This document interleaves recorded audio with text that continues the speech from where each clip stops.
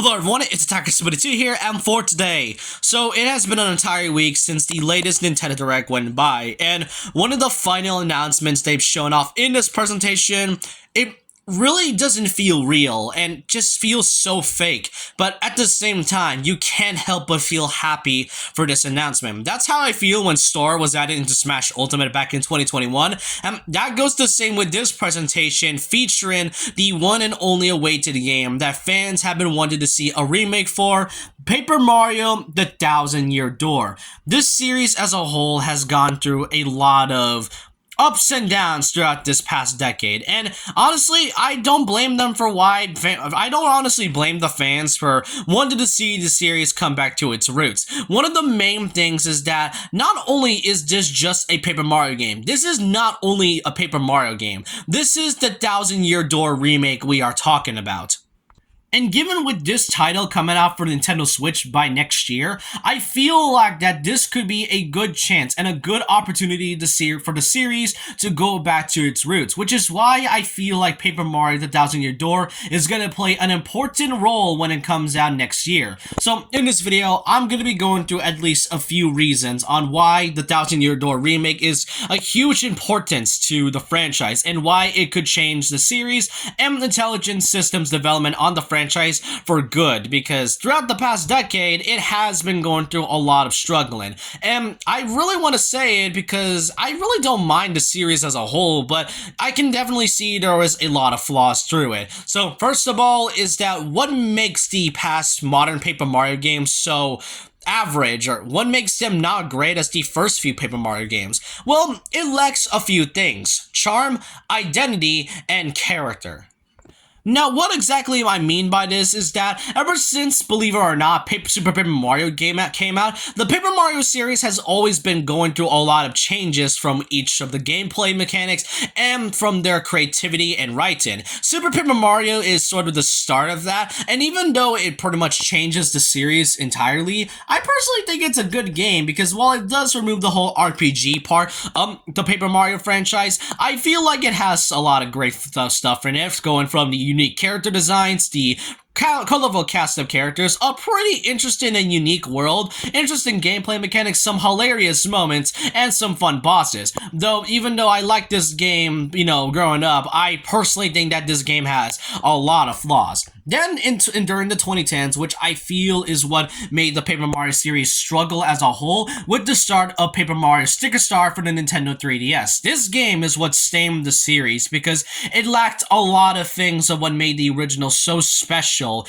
or, well, the first few games so special to begin with. It doesn't have any unique characters, any cool worlds, at least a fun battle mechanic, and the difficulty spike is just not fun at all. Sticker Star is just a really terrible game, and not only just that, it pretty much is what starts the whole franchise to go from change to change to change. Color Splash is sort of like that. It's basically just Sticker Star 2.0. Yeah, the graphics are a little bit more better in terms of HD, and it definitely has some better gameplay mechanics than Sticker Star, but even then, it still lacked what the first few did. And that goes the same with the recent installment at the time, Paper Mario: The Origami King. This came out during 2020, and I'm very mixed on this game nowadays. Despite it being, now this is actually a little bit more better than Color Splash and Sticker Star, but even then, it still has some flaws. The enemies aren't really great, and the world is still kind of bland as ever. Now, do you see what I mean by that? Every time every Paper Mario has gotten a new installment, they tend to just randomly change it and not exactly keep what makes the series so great. Remember, for those who don't know, Paper Mario as a series was meant to be a sequel to the original Super Mario RPG Legend of the Seven Star game. That was meant to be a whole sequel, but the thing that makes Paper Mario so unique out of all the other RPGs was the charming cast of characters. You see, the cast of characters is what makes the characters and the cast so great. Paper Mario partners are one of the most well-known ones in the series because they all have unique designs, pretty great personalities, some interesting story arcs, and a lot of moments that'll make you enjoy it. That Thousand-Year Door is considered to be one of the most iconic Mario casts in the entirety of the RPG franchise, just next to the 64 cast. But Nowadays, you don't really get partners. The only technical ones you got was Kirksty and Huey throughout Color Splash and Sticker Star, but even then, Kirksty's really annoying. I absolutely dislike her next to Starlo. And Huey isn't that bad, but then there's also Olivia, which I do think she's the most interesting out of the modern Paper Mario companions. But even if then, the other companions with Origami King are still underwhelming. And even then, Origami King still brought back the partners mechanic, but it felt more temporary than permanent partners. For example, Miss Mouse. Miss Mouse was a optional party member that you can get. Either you don't get her in as part of her party, or you can somehow manage to get her in some way. It's sort of like what happened with Final Fantasy VII with the two secret characters of Yuffie and Vincent. That's just kind of what it is. After all, Thousand Year Door is considered to many fans the Final Fantasy VII of Paper Mario.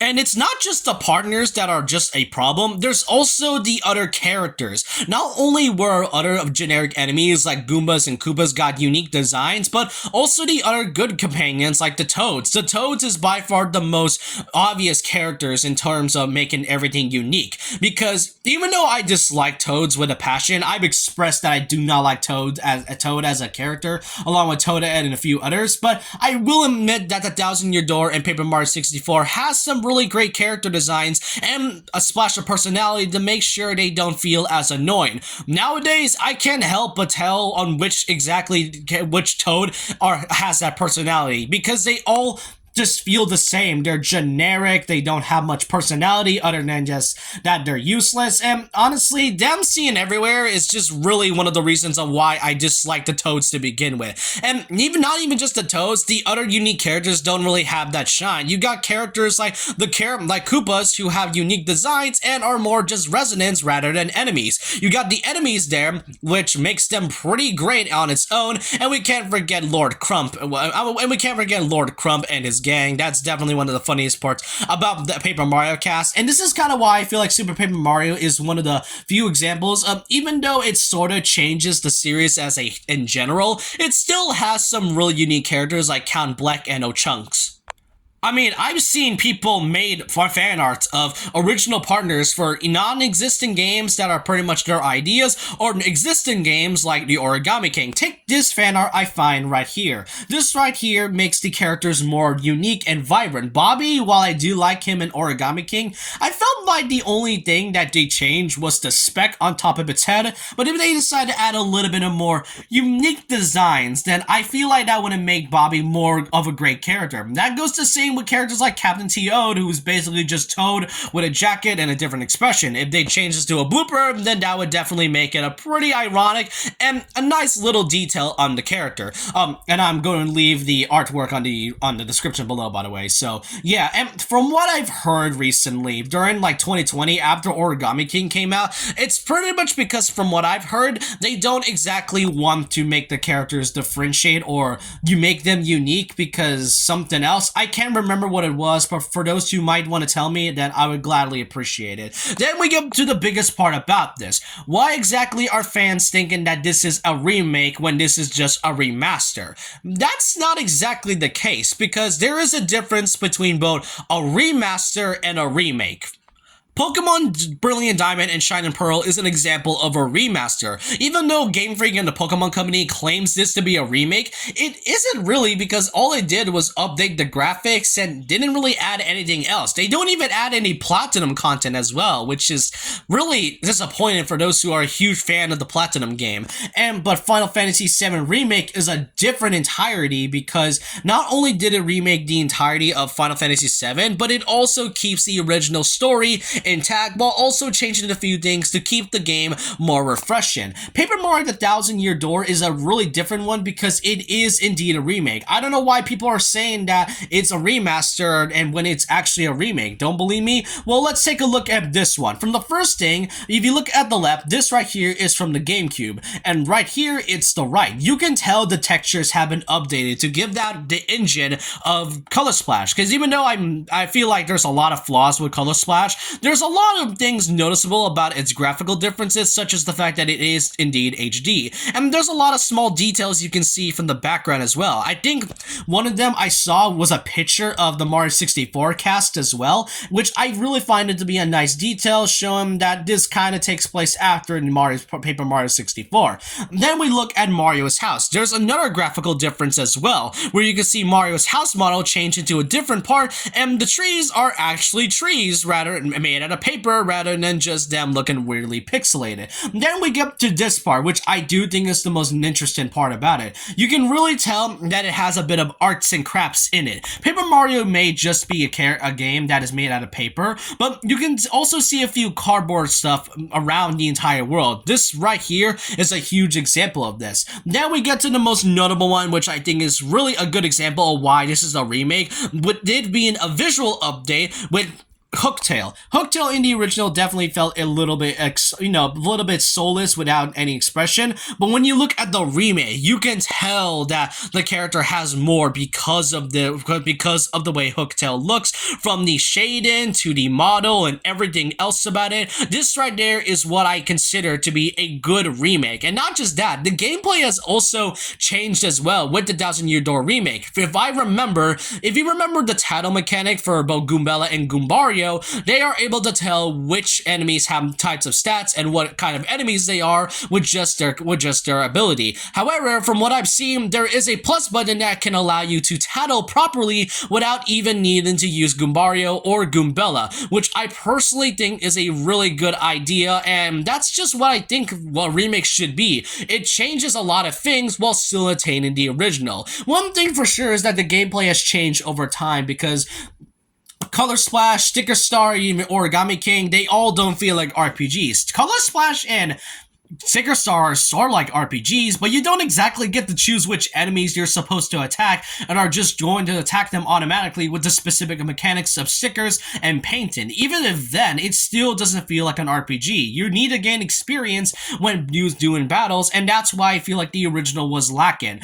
Not just that, the one thing of why this game is so important is because if this game sells very well, then intelligent systems might know that this is exactly what the Paper Mario series should be from now on. No new changes from every installment, just simply keep what made the original so great, with having unique characters, a world that is so vibrant, and go into a lot of areas that you don't see outside of the Mushroom Kingdom. Have unique villains. Rock Hawk is one of my favorite characters in the Thousand Year Door because of how extravagant he is in the entire arc he's in, and really bringing back the partners, because it depended on whether or not the Thousand Year Door sells well, that would mean the Paper Mario series would go back to its original roots. Because as of recently, Super Mario RPG is getting a full-on remake. Mario plus Rabbids is pretty much a huge replacement for the RPGs, and Mario and Luigi, who knows if it's going to get a remake. With Paper Mario, this really means that the series is going back to what it is, and if this sells well, then I would definitely be happy about this. This will really be my day one buy, and Nintendo is even aware that how many people were hyped about the Thousand Year Door getting a whole remake. Remember Arlo back in 2019 when he made that trend of remastering the Thousand Year Door on the Nintendo Switch? Kind of poetic that he manages to get two of his most wanted games, being the Thousand Year Door getting a full-on remake, and then Pikmin 4. Oh, and for those who might be asking, why can't you just play the original, or why not pirate it? First of all, not every computer can pirate things, and two, do you really want Nintendo to go after you after the whole piracy thing? You know Nintendo has a lot of things against pirating games, but then there's also the fact that you have any idea how expensive it is to find original copies of the Thousand Year Door. Usually whenever I go on eBay, they cost either $100, heck, even over $1,000 in some occasions. I have a friend who owns the original copy, and he said it costs $130 something. That right there is an example of why this remake is a huge guaranteed. So all in all, the remake itself isn't important because it would bring back what made the series so beautiful and charming to begin with. Really, the Thousand Year Door is a good opportunity for a lot of Paper Mario fans and even new ones to experience the game. After all, as I mentioned, this game is pretty much just the Final Fantasy VII of Paper Mario. But let me know what you all think in the comment section below about Paper Mario getting a remake. Do you think this would resurge the series to its original roots, or do you think Intelligent System might make this a one-time thing like they did with their other modern Paper Mario games? I really hope that's not the case, because I just want to enjoy the greatness of what Paper Mario is, really. But with that, leave a like, comment, subscribe, hit the notification bell for more videos, follow my Twitter, and I'll see you guys next time. And remember this, once a legend, always a legend.